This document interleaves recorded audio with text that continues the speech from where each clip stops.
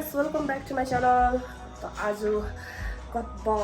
कति दिनको बाद फेरि म ब्लग स्टार्ट गर्दैछु किनभने अब दसैँको स्टार्ट हुँदैछ। अलिकति मार्गी पनि सधैँ भएर अलिअलि बिचमा खोक्छु पनि होला क्या।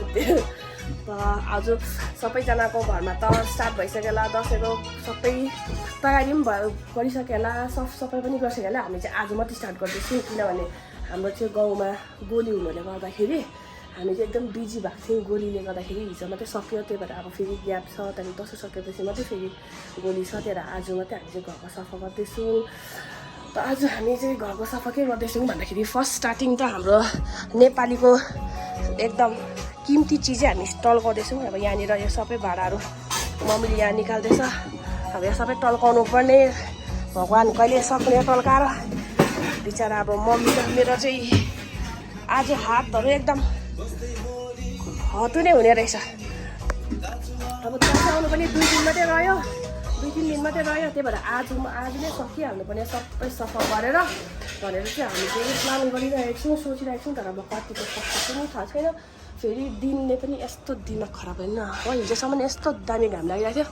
आजदेखि फेरि यस्तो छ। दसैँ आउनु भने कि त पानी पर्नु थालिहाल्छ। त गाइस ल त त्यसो भने अब हामी स्टार्ट गर्छौँ काम गर्नुको लागि।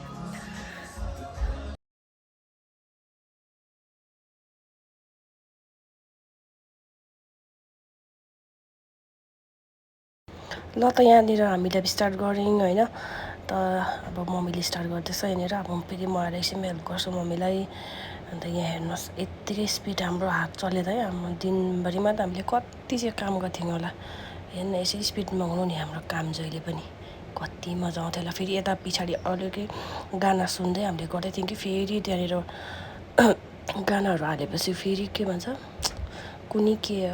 भइजान्छ कि, त्यही भएर चाहिँ गाना हटाइदिएर चाहिँ अहिले मैले फेरि भोइस हाल्दैछु। हेर्नुहोस् अब मम्मीले भाँडा टल्काएको एकदमै खतरा टल्काउँछ हो,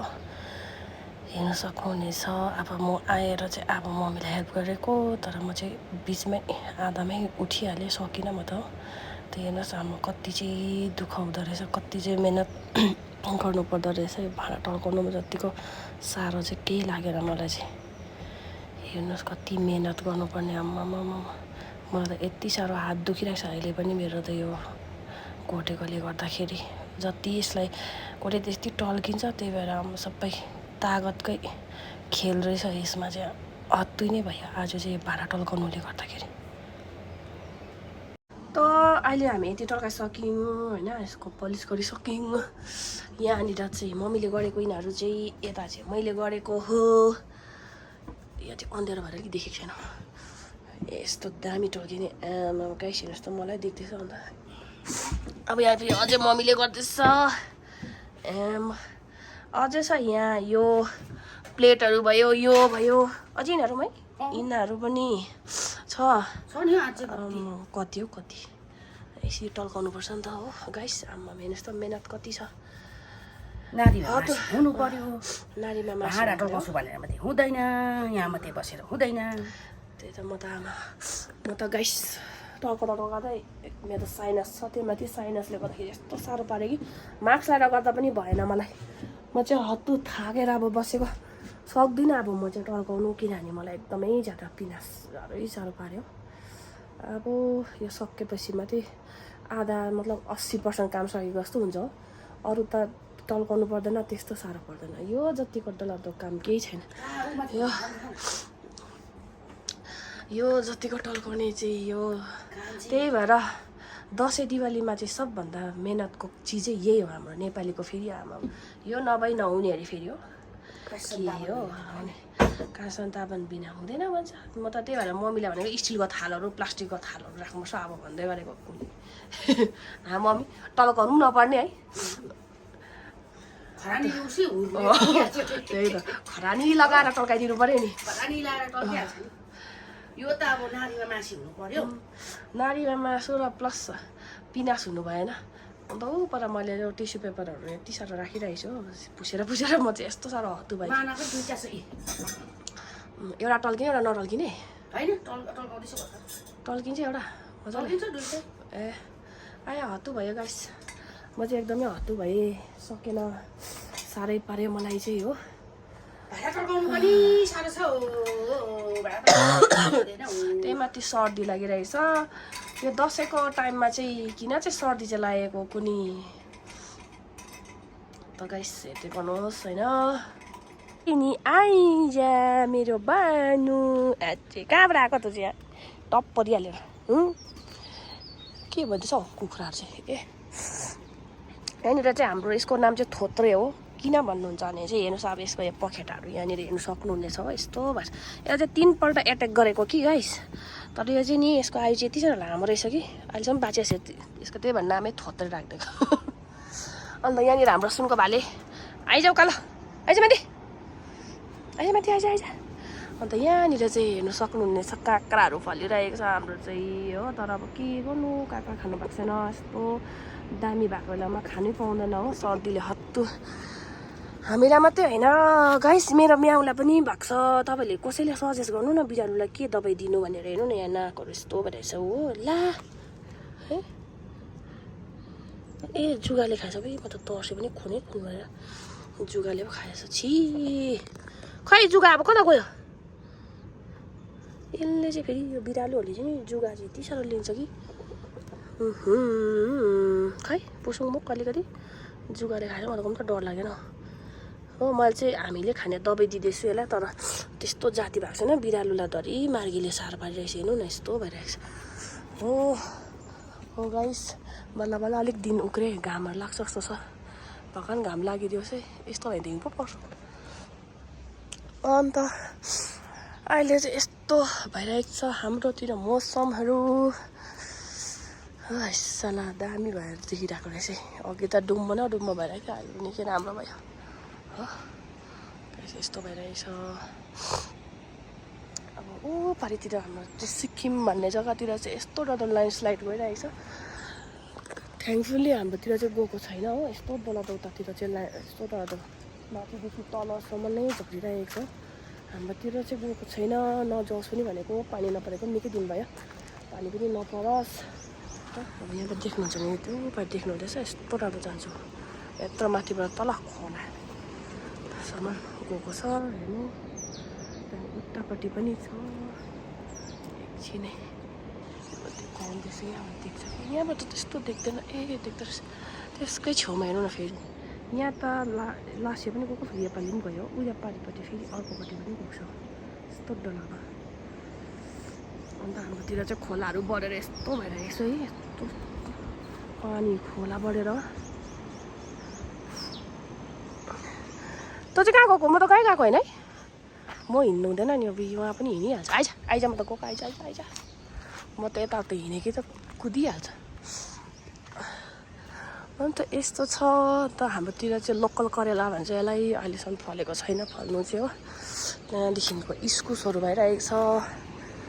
यहाँ तलतिर चाहिँ अलैँची हालिरहेको छ यस्तो छ गाइस आज धेरै दिन बादमा ब्लगिङ गरेको कि के बोल्नु पो रहेछ बिर्सेको गएपछि धेरै दिन त के भन्नु पुरै महिना भयो नि 4-5 महिना पहिला त म हिन्दीमा बनाउँथेँ आज चाहिँ नेपालीमा बनाइदिएको नि हिन्दी बोल्दा भक्कै भयो कि कतिवटामा त साह्रै भन्नु पनि आउँदैन कि अन्त त्यहाँदेखिको हामी चाहिँ यसरी खोर्सानी चाहिँ हो तपाईँहरूकोतिर चाहिँ कस्तो गर्छ थाहा छैन हाम्रोतिर चाहिँ खोर्सानीलाई अलिकति स्टिम गर्छ हो त्यहाँदेखि यसरी राख्छ यो चाहिँ अब तपाईँको कति साल राख्दा पनि हुन्छ त्यस्तै पिरो पनि त्यस्तै हुन्छ टेस्ट पनि त्यस्तै नै आउँछ यसरी राख्छौँ हामी चाहिँ अब सालभरिको लागि तपाईँहरूले पनि यसरी राख्नुभयो भने चाहिँ एकदम दामी हुन्छ यो चाहिँ हाम्रो अकबरे नेपाली अकबरे खोर्सानी हो डल्ले हामी त डल्ले खोर्सानी भन्छौँ हो त्यो यस्तो दामी हुन्छ यो चाहिँ अब जति साल खाँदा पनि भयो अन्त घोडामा आउँदो रहेछ यहाँ मामा हेर्नुहोस् गाइस घोडा आउँदो रहेछ कताको घोडा हो कुनि ओइ ल ल ल ल ल अरे घोडा पनि आउँदैछ अब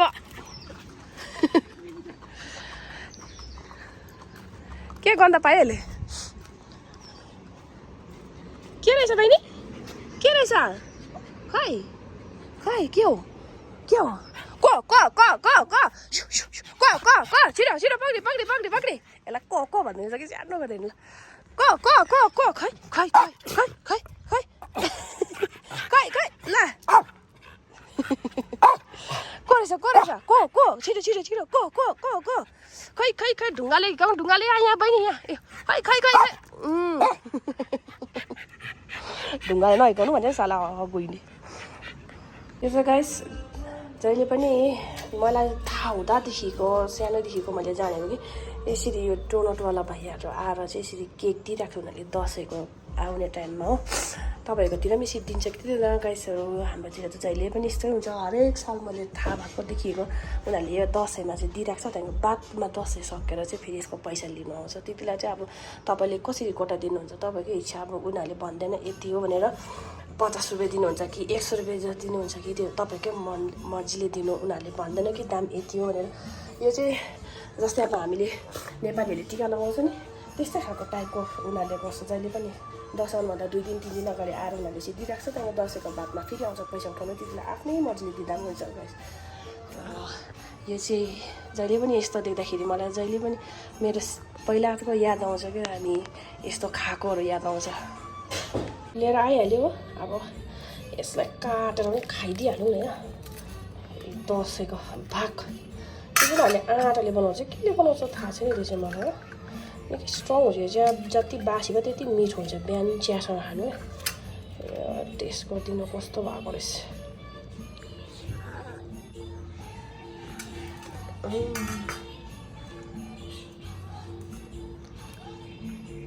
मिठोमा मिठो रहेछ कि तर मलाई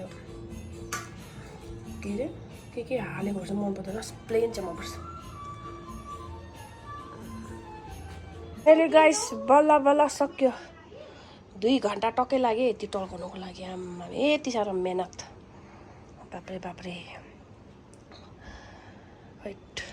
यो हेर्दा मात्रै राम्रो जब यसलाई टल्काउनु पर्दाखेरि चाहिँ नि भित्तामा लेसु जस्तो हुन्छ नि के भन्नु यहाँनिर चाहिँ मम्मीले सेटिङ गर्दैछ अब राख्दैछ अन्त म चाहिँ यहाँनिर खाना पकाउँदैछु अब अहिले चाहिँ खाना के पकाएँ भन्दाखेरि गुन्द्रुक र सिन्कीको आलुको झोल खाइदिनु पऱ्यो भने चाहिँ आलु सेलाइरहेको छु अब यहाँनिर चाहिँ हाम्रो सिन्की हाम्रो नेपालीको खाना गुन्द्रुक सिन्की लसुन हालेर बनाएर चाहिँ खाइन्छ सर्दीको दबाई सर्दीमा चाहिँ सिन्कीको झोल आलुको झोल खानुपर्छ भने कि अन्त सर्दी अलिक कम्ती हुन्छ अरे भनेर चाहिँ भन्दैछ त्यही भएर सिन्कीको झोल र सिन्की र आलुको झोल बनाएर खानु पऱ्यो म सब्जी रेडी हुन आँटिसक्यो होइन अब यसलाई मजाले भुट्ने हो त्यहाँदेखिको सिन्की हालेर चाहिँ यसमा झोल हाल्ने हो अन्त यहाँनिर चाहिँ मैले बस्तीको अन्डा बोइल गरिरहेको छु हो किनभने यत्रो ताकतवाला काम गरेपछि अलिकति एनर्जी त चाहिन्छ होइन गाइस एनर्जी लस्ट भइरहेछ हो त्यसै थाके पनि आजको हामीले खाना चाहिँ लगभग कति बजीतिर मात्रै खाँदैछौँ हामी बिहान उठेकोदेखि स्टार्ट गरेको काम गर्नु अब यसलाई मजाले भुट्ने हो त्यसको बादमा सिन्की हालेर चाहिँ यसो बाल्ने हो गाइस त्यहाँदेखिको चाहिँ हाम्रो डल्ले अकबरेसँग चाहिँ गुडाम खाइदिने हो नि हो गाइस